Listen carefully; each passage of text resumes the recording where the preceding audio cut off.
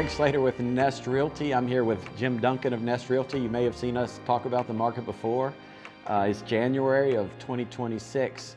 Yeah, so it's, again, I think we're starting the market off strong. I mean, it feels like, I was telling some clients the other day, we were talking about Nest.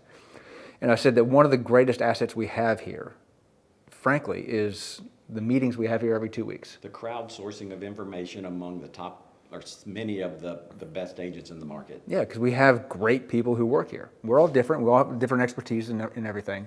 But being able to just knowledge share about what we're seeing in the market is truly one of the greatest assets that we bring to the table, is having honest conversation with great colleagues. I rely on that greatly. Yeah. Every day.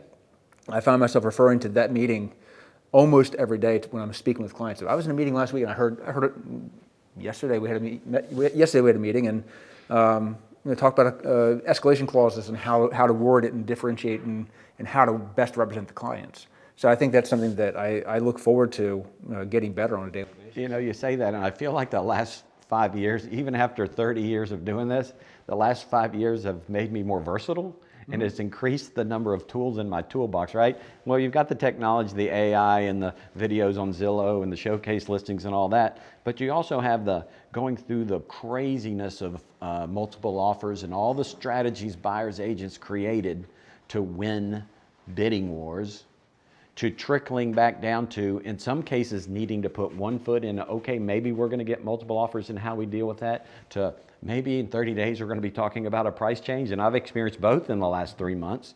And being able to draw from all of that experience and thread the needle to what's right for that particular instance. That's not easy to do. No, and I think it's something that I'm going to get a tip for sellers here in a second, but you're talking about the technology and AI and how we've shifted and evolved over 25, 30 years. One of the best things that the 2026 has brought, more maps. I use this physical map with almost every single one of my buyer clients. I pull it out on the table, the coffee shop or the office, have my magic markers and my crayons, and I color code it because it's far easier to look for, green or purple than it is to look for, Maple Drive or Riverview Court. So technology is fantastic when used appropriately, but a physical map, even my young clients, they appreciate a physical map. It's, using technology appropriately. Well, you are dating yourself a little bit. I'll date myself a little bit. You talk about technology changes. I got into the business before the fax machine, the cell phone, and the internet. God, you're old. I asked my parents, who were both realtors, I asked my dad the other day, I texted him and said, hey, do y'all have any MLS books lying around? Another conversation. Yeah, it's under the leg of that table that wobbles. He'd actually gotten rid of all of his old MLS books, sadly. Listen, I was a part of leadership at CAR that had to figure out how to phase out the MLS book. And you know what we finally decided? Every time someone cancels, the number we're printing goes down. There are a certain part of the membership that never wanted it to be canceled, and so we let the quantity of printing go down to the cost got so much everybody canceled, and that's how we got rid of the MLS books. It's a good strategy. Yeah. What do you see in the next 90 days? In the next 90 days, I see conversations around figuring out which segment of the market my clients are in that are selling or buying.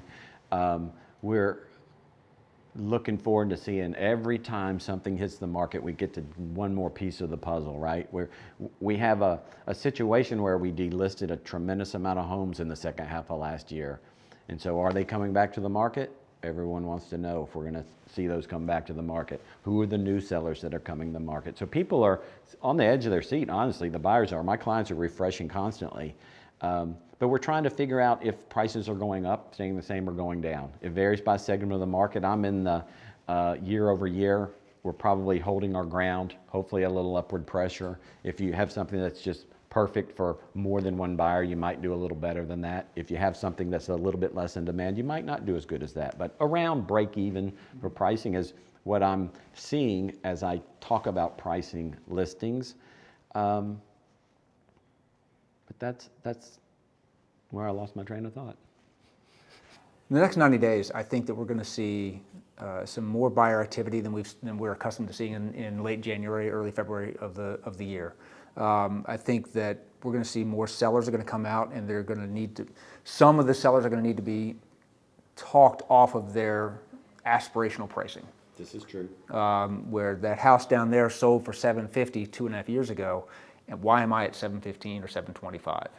I think so it's going to be the data. I mean, I always go back, you always go back to the data, what the data are showing us. So looking at the numbers and how it reflects that particular client scenario is what is going to be most important for the next 90 days and beyond. To your point earlier about the Fed fund rate, one thing that we always fall into I help my clients not fall into the trap of thinking, oh, the Fed fund rate is X. Yes, but that's not directly correlated to the mortgage rate. So you see the headline saying Fed lowers rates. That doesn't mean that mortgage rates are going to go up or down, because the mortgage rates, that 10-year Treasury bond is usually priced in whatever the Fed fund is expected to do. I think the lesson is be careful with the headlines. I think that the lesson is, at least for me and a lot of my clients, is making sure that I am thinking critically about everything that I'm ingesting, whether it's the economic data, the mortgage rate data, the housing data, understanding that the macroeconomic stuff are things that no one in this country can control. So I think that I help my clients look at what we're looking for and what is important to them. Days on market, list to sale price ratio, amount of competition, what their needs and wants and goals are. And so I think that that's a consistent thing that hasn't changed, for many months and years. So I think the next 90 days, it's going to be the same as it ever was, requiring good due diligence on the good agents' parts and good due diligence on the side of the buyers and sellers. And for the clients out there who are curious, ask questions, because it's a huge decision, and our role is to help our clients make good decisions. And sometimes that's buying, sometimes that's not, sometimes that's selling, sometimes that's not.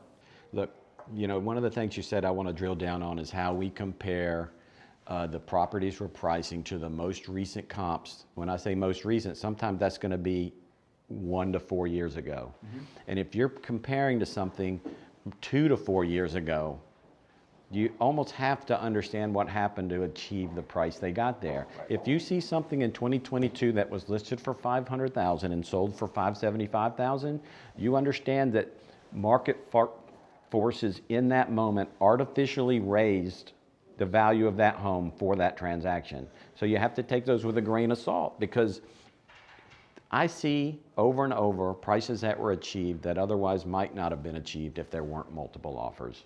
Yeah, I would push back a little bit on the artificial, because I think that was the market at the time. If there were 9...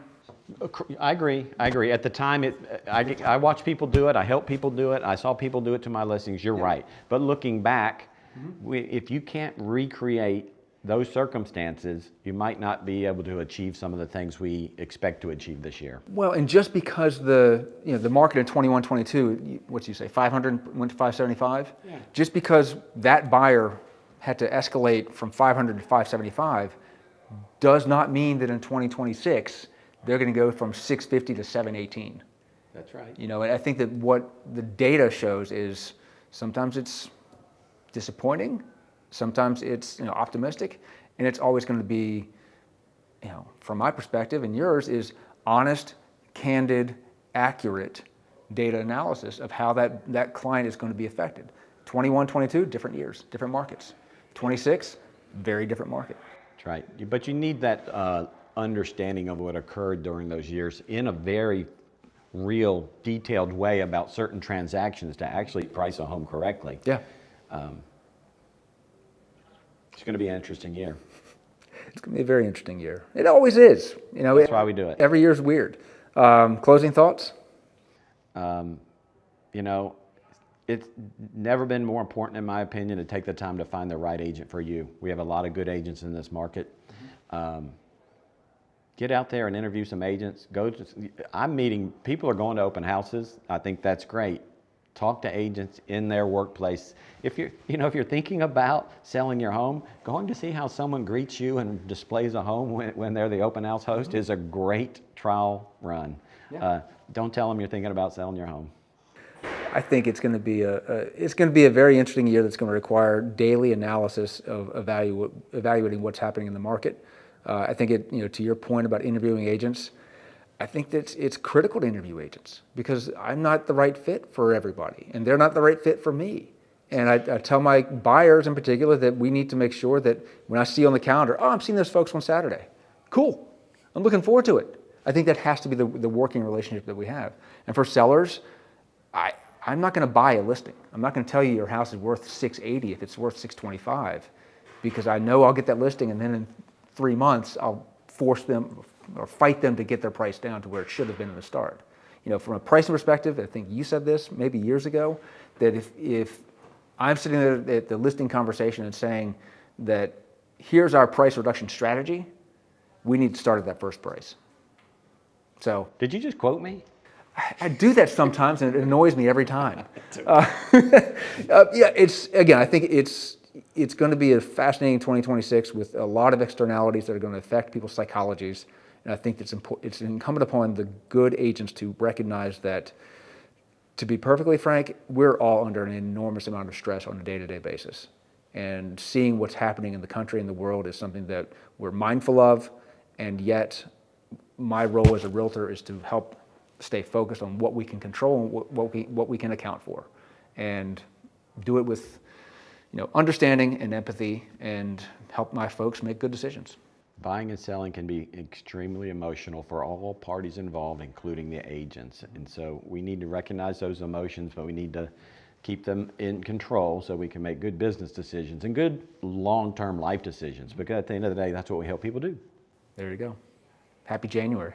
Happy January 2026. I'm Greg Slater with Nest Realty. You can call me at 434-981-6655 because we answer the phone.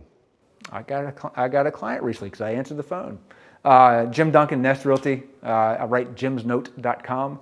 You can text or call me anytime, 434-242-7140. Ask us questions. We'd love to chat.